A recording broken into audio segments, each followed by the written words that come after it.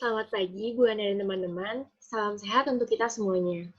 Pada kesempatan kali ini, kami akan menjelaskan dan mempresentasikan tugas kelompok bahasa Indonesia mengenai menafsirkan dan menanggapi pandangan pengarang terhadap novel Ronggeng Duku Paruk dan novel Gadis Pantai. Sebelumnya, kami akan memperkenalkan diri kami terlebih dahulu. Nama saya Clara Pratisa Wijaya, absen 8. Saya Viva Dinderiani, absen 2. Saya Felisa Najla, absen 12. Nama saya Kai Banyu Bening, absen 19. Nama saya Regina Diandra Novendria, absen 32. Nama saya Sabrina Liza Putri, absen 35. Selamat menyaksikan.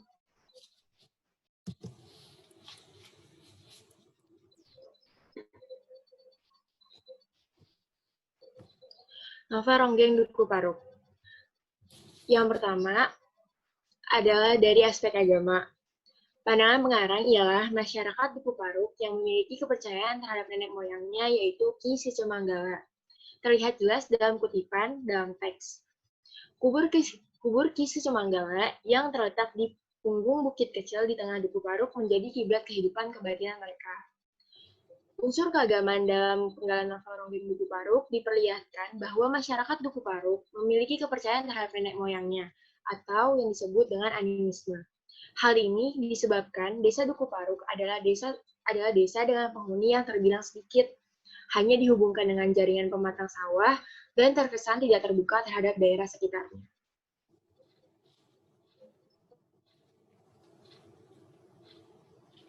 Selanjutnya ialah pandangan pengarang dalam aspek sosial.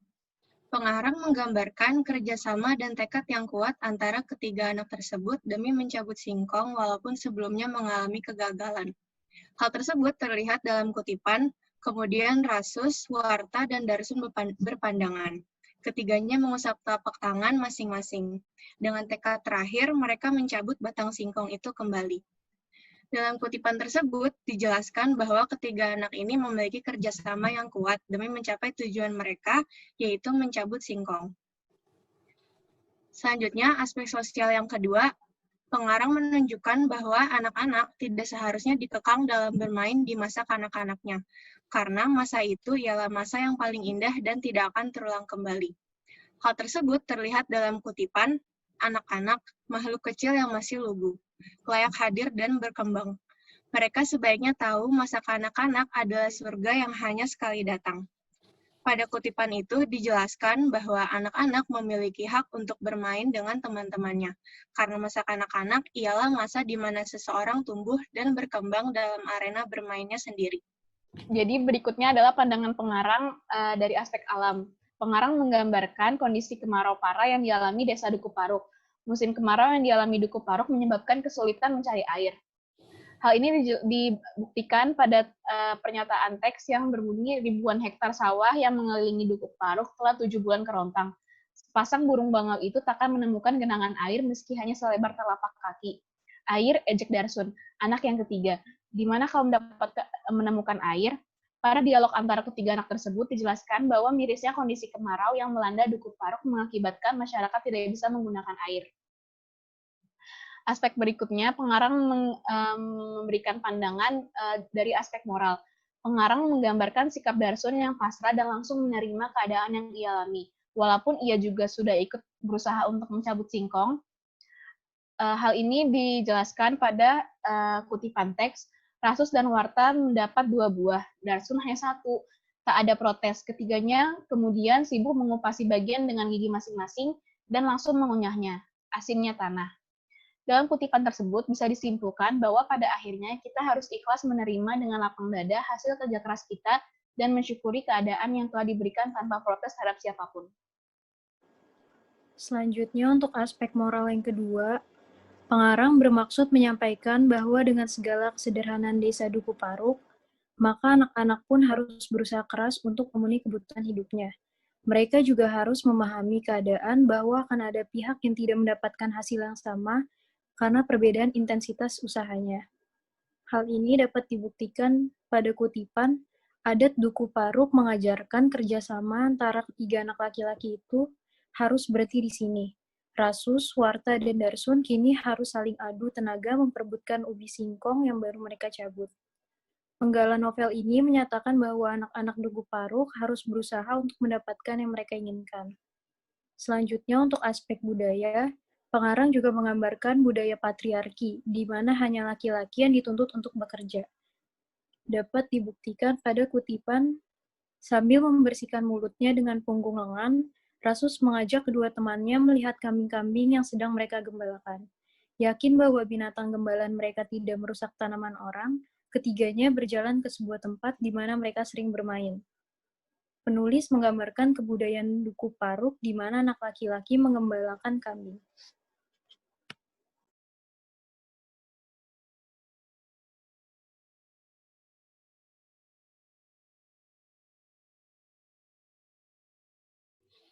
Selanjutnya adalah pandangan pengarang pada novel Gadis Pantai.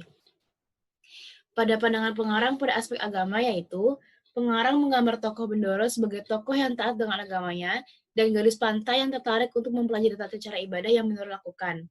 Pandangan pengarang ini bisa kita buktikan pada kutipan, untuk pertama kali dalam hidupnya, gadis pantai bersuci diri dengan air wudhu dan dengan sendirinya bersiap untuk sembahyang. Ia menuju ke Parmawada di depan, meletakkan bangku lipat di samping kiri dan tasbih di samping kanan, dan mulai bersembahyang. Ia tak mampu mengulang menirukan, ia tak pernah diajarkan demikian. Tanpa setahunya, air matanya telah menelitik membasahi tepu lubang rukuhnya. Penggalan ini menceritakan adanya perbedaan signifikan antara pemeluk agama di zaman dahulu. Tokoh Bendoro ialah tokoh yang taat akan agamanya, sementara tokoh gadis pantai memiliki keinginan untuk mempelajari tentang agama Islam. Gadis pantai terkesan terkejut dan tersentuh akan apa yang Bendoro lakukan, saat dirinya mempraktikkan tentang sholat dan membaca Al-Quran.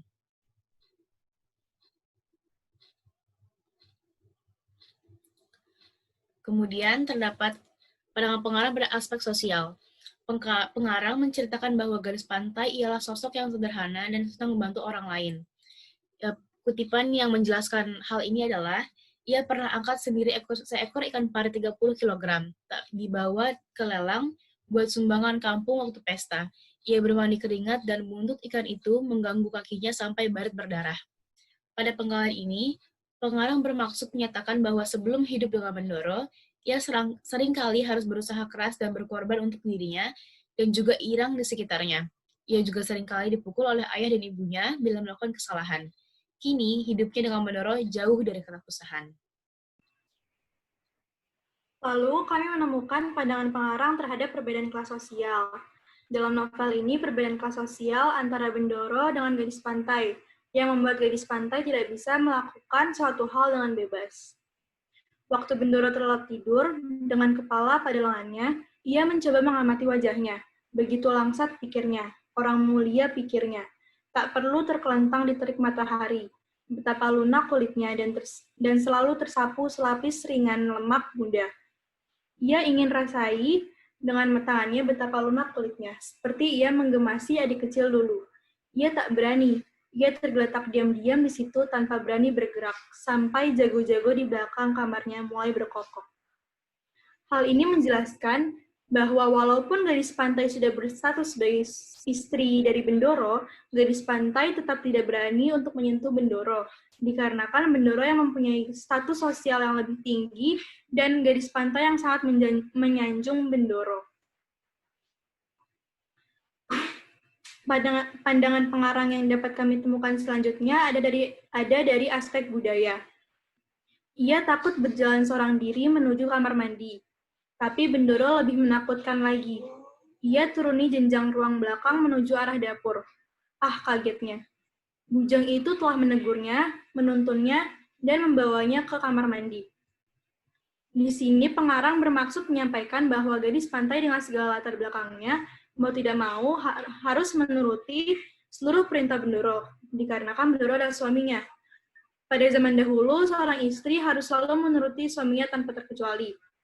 Karena haram hukumnya bagi seorang istri untuk melawan atau menolak ajakan suami, karena dianggap pembangkang.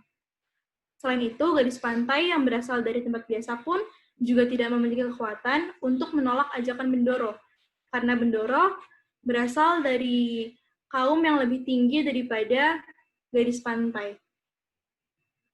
Demikian pandangan-pandangan pengarang yang kelompok kami dapat temukan. Mohon maaf apabila ada kekurangan. Terima kasih dan selamat pagi.